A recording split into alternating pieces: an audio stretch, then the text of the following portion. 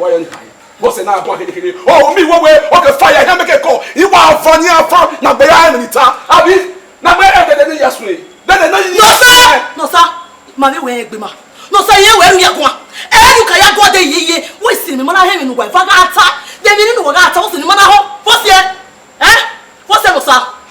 Eh? You want to tell me, eh? You want to tell them now? What did you kill them now? Eh? That is over there. You can't be cheating on them, I know. God, stop it! Stop it, God! God, I am not cheating on you, okay? Stop it! No, sir! No, sir! No, sir! Kiki, who got better? Eh? Who not going to get you? You not like better? Hey! No, sir! Who got try?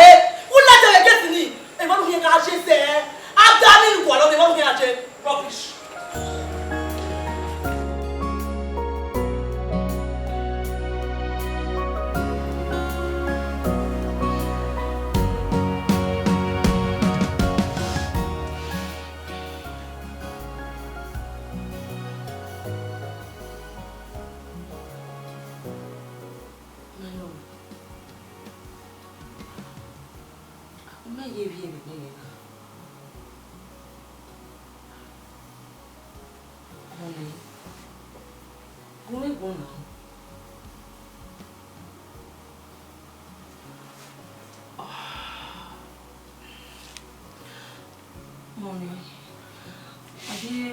Some of them are no, we promise you will be soon.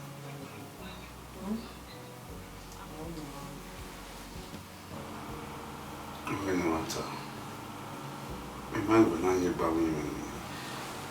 Again, where again, where we love you, or not even.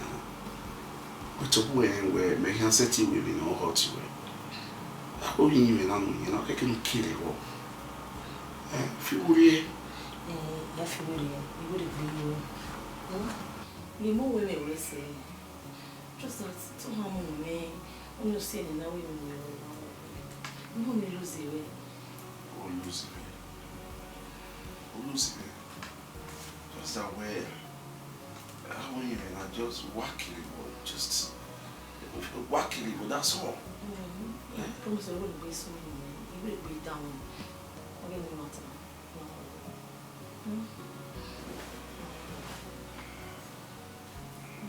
That's okay. I see.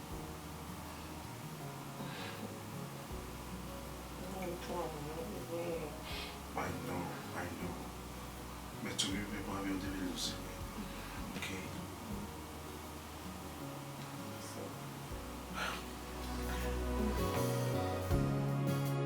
La you be get me. E wori ya was sani ha. Me make have you nya there. Eh? Every year no do along or do asitale. Just hold on, calm down. Ya you know ya was I promise. Where? Be out I. If we are was na kwa mi na yi. Eja. Mama so ka was na u. E ma ka was me was dey yan ro. Yeah, we wouldn't calm down. Just calm down. Yeah, you are boy. I'll pay you.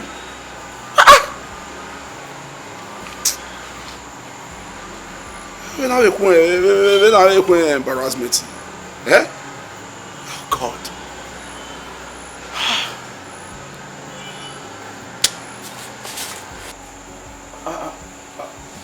Honey. Only winner. I'm okay with Nadia. I don't know. Okay, we're going to win, right? Yes, sir. What about? Okay. I'm not concerned. I'm not concerned. But if you're married, I can handle it. Issue. Yes, sir. You need to. You need one more. How do you mean? You understand? Why? I heard everything.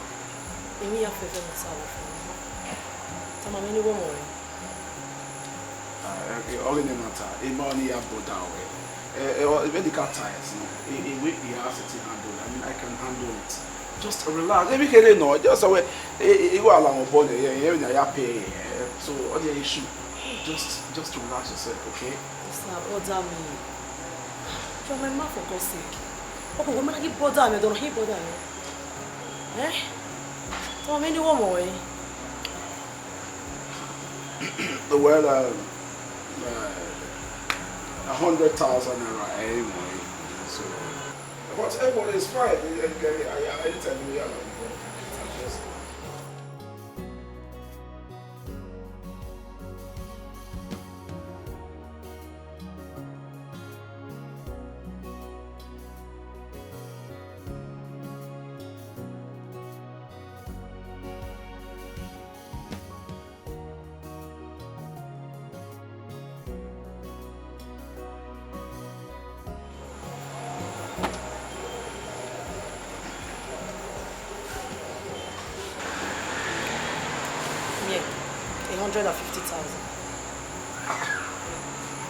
I understand, but you can wait on when it was 100,000 naira anyway. So how come you're giving me 150,000? Okay, the 100,000 on my mobile. You can keep the 50,000. One more year. Okay.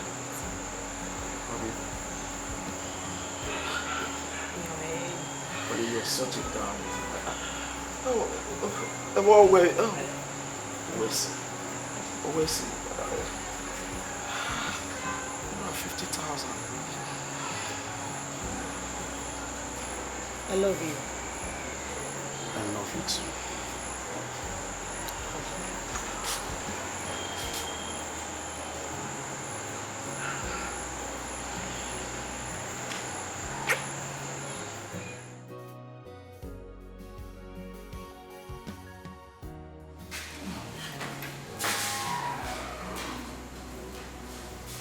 Nalo. Hiyo salo kwa mimi. Nimeapa swasi. Jabe bae. Why PA a laptop? On mie su di ori zolo internet. Iba era tini. Ena ri ai. Mommy, that's it. Wala ni present. Oh. Koi. What mbe? Yes. Iba me appointment in here catch you. Father di. Iba ya ni era tini. Mommy, I am here. No. Up to it, all can be well. Why didn't we read what? Okay. I will tell you. Okay. Yeah, be fast, I'm late. Arriba, woman. Why have you not come happy?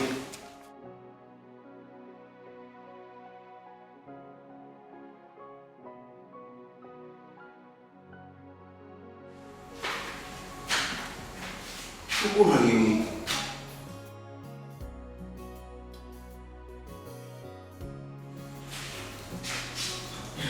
Nobody.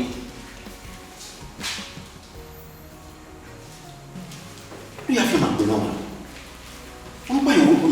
What is your message also? Nobody you. Oh no. Who was that? Hey, what's new? Everybody only cheers. After my very boring one. I don't miss you anything. Let me miss you. Let me see where. Let me see what the way. Maybe was in a miss you. When we go Daddy! Daddy! Ah! Mommy! Daddy! Guess what? What's What happened? What was What's Daddy? Would you contract the home? The contract. The contract. You know, no, go baby, say that never read. Yeah, okay. Yes, Daddy. It has been approved.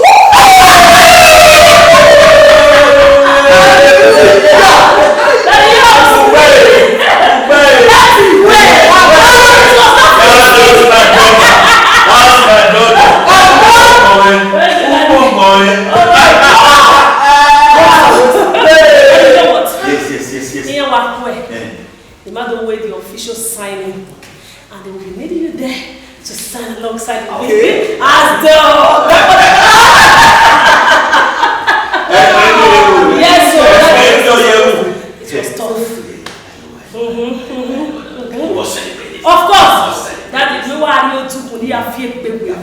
ni máa do popping some champagne.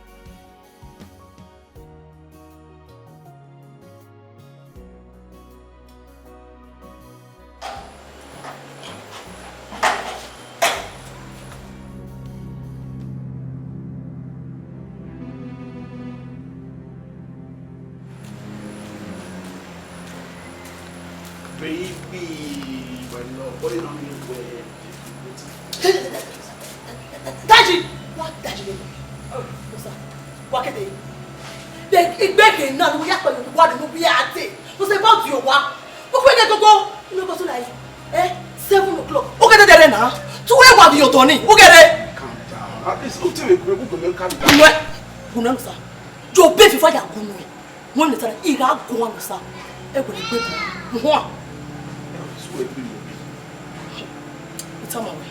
Next time you try this, I don't reagir.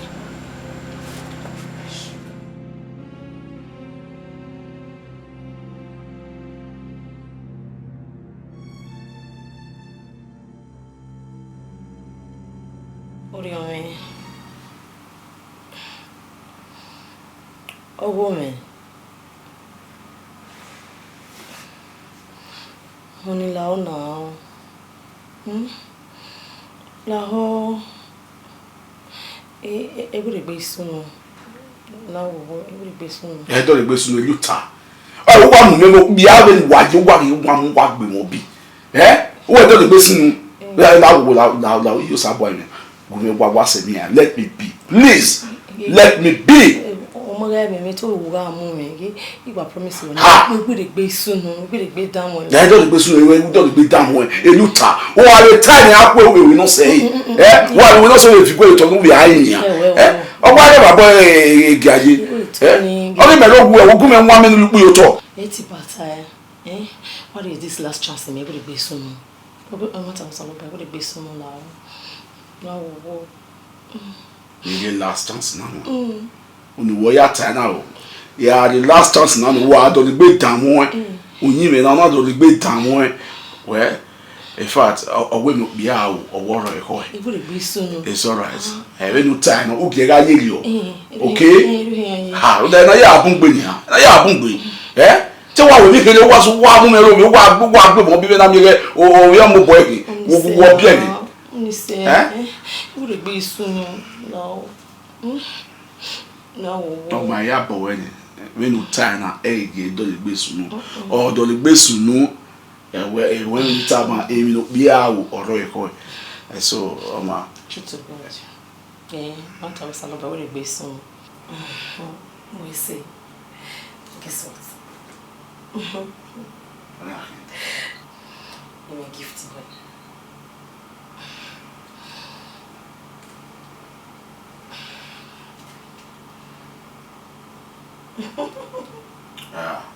The man that's such a way bragging. It's a brave way.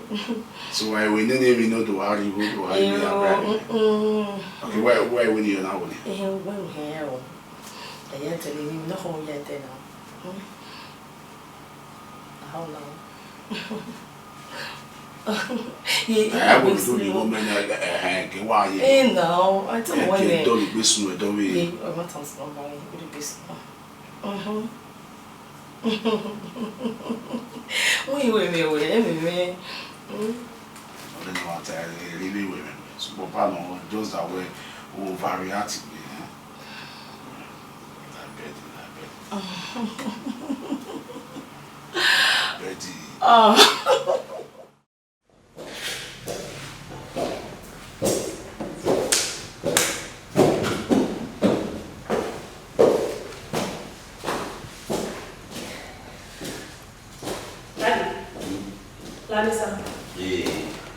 Yeah.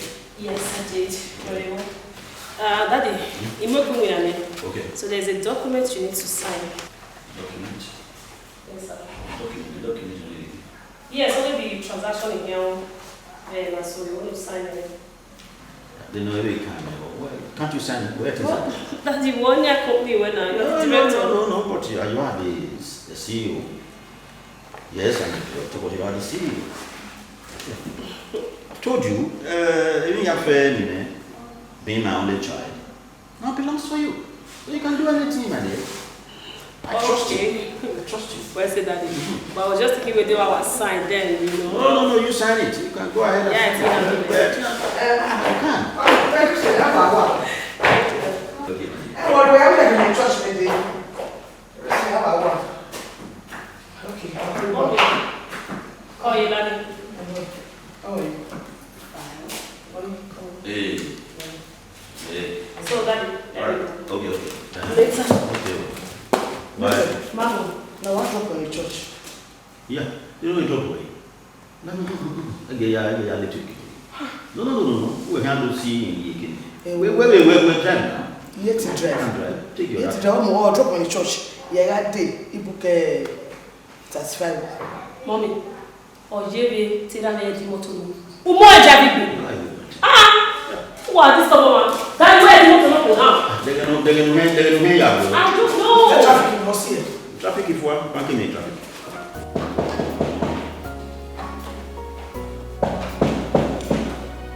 I'm in lava.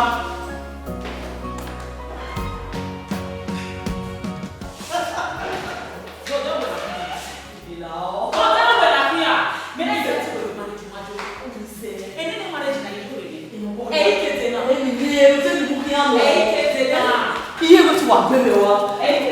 Ìbá ò ní àfi àwọ̀ wá lè lóun sí àwọn. Kéde náà. Mẹ́rin ìgbà tí wẹ̀ ẹ̀ marriage cousin mi kò má rí àbí kò má ṣe padà rọ̀.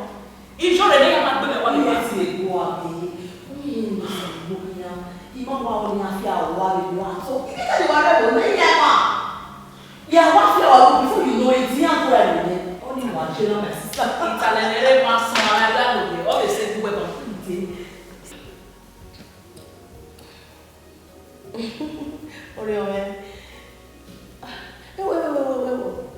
It's not like it for more.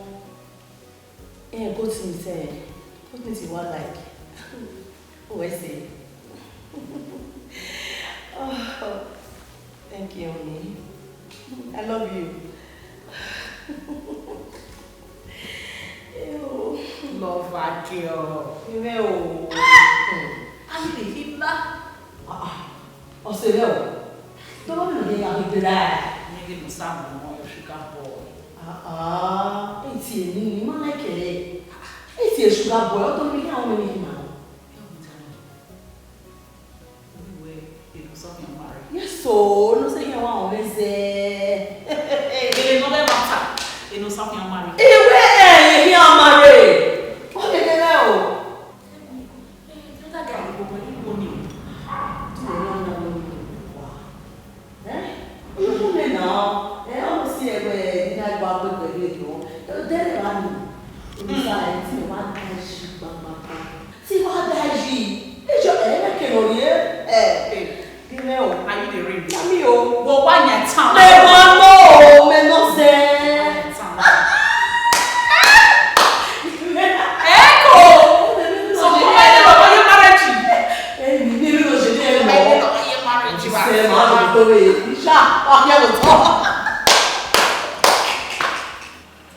Sister, I don't know who are going to tie is again. Me and Harry. What's it? Sister, must know where Emma the code the castle back. I'll see. So Emwanta, what time do you mean about? Go there, castle back away. One line. I understand. No, sir. In how to Google. Who are more? Sister, a go there where I suppose you. Oh, when women, you obey your women. You're saying that. In my own, my way do I mean, my way do I home. Any I am away, you say getting water. You mean also we man also wa local so wa. No sir. Ma. Anyway, you know na man ya. When my way one way stay you or market. Eh? What we have stay you wo. I mean no banya. Why you see any man ba stay ki my man? Eh? Ese papa we odoronya, mai mo pa o gbare ma. That is talking can we go to the women back ya me no.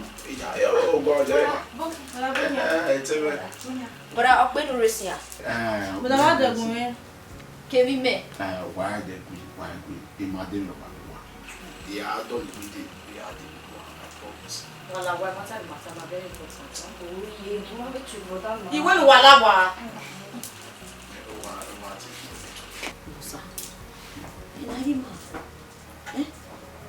Sister, everything in my mom water.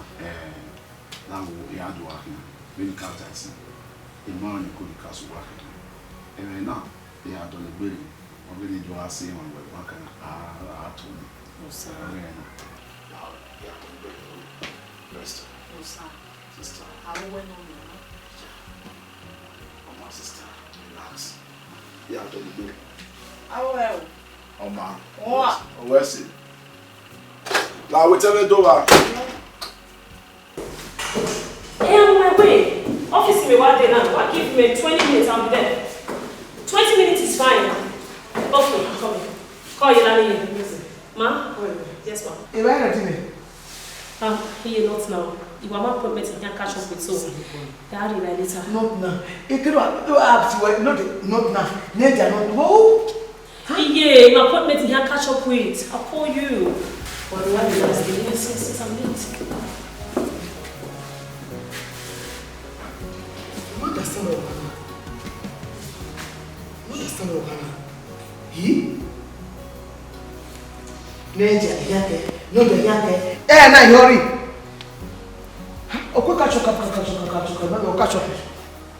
What is it now? On a messy. Name you boy, I now. All you boy have a huh? I'm walking now. Here, I'll wait here. I'll go away. What's up, boy? How you go? Also, yes, where's the cacao? Or so what? To you and me. Can my wear or where city right now? No more. Wait, you walk a cacao enjoy. Brother. Okay, no problem. I'm only in Vienna. Really? Yes, ma'am. Oh, Sasu. If I not in my phone, I will lay. Are you serious? Only. So we walk one right in you. Go very well. Come, give me a hug. Come, give me a hug. In my room, what? Go on there. You understand? Go on there. How much money do you want? Abi? Calm down. Save your explanation. Get out.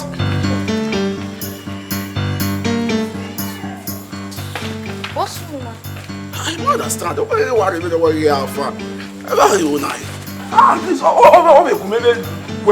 explain where go and be. What are you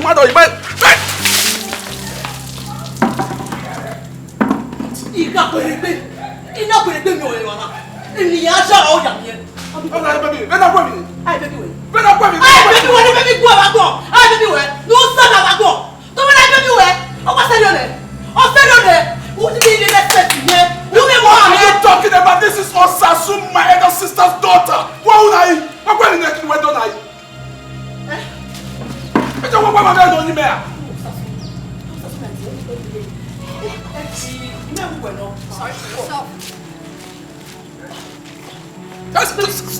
Stop it! No, that will you go away. Okay, fine. It is setting 1 minute to do your talk. What nonsense? I'm fed up. I don't want it anymore. In fact, let me tell you something. I'm going inside, packing my things, leaving this house. I'm telling you. I'm going inside to get my things and get out of this house. Enough is enough. I'm done with this relationship. Stop it! Don't touch me. I'm done. I'm not nonsense.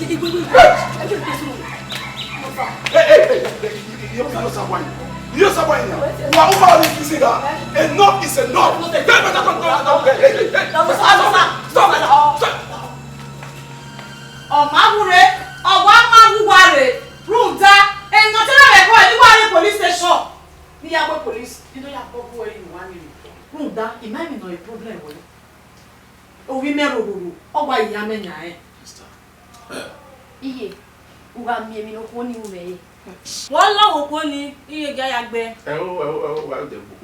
Why àgbẹ̀ báyìí? Ẹni ló wà ẹ́ ti mi ìjọ ìpele ìbá ni. Enough is enough. Èyí ni ìbá. So ọlọ́run wà àgbẹ̀ sí ọ̀nìyà. They not a problem with. Ọba na ma kọlọ sí. Òwí mẹ́ma na ọma Mose sẹ́. Ìmọ̀ ìrìnà gbogbo ẹ̀. Nínú àyẹ̀ gbogbo òbíjọ́ pa ni mẹ́. Sister. Learning lesson. Oh, how is it? Me what me don't really very cat type. Me really. You want me to ask you. Oh, one man say, "Ubi yeba." Yeah, yeah. But I book here. What for me more over? You tell me I'm again. What is that? What say I said oh, Emi opia mi ebore. That's one. What's the problem? Yeah, we need to 2 minutes only. Sister, your pa mova. On my over.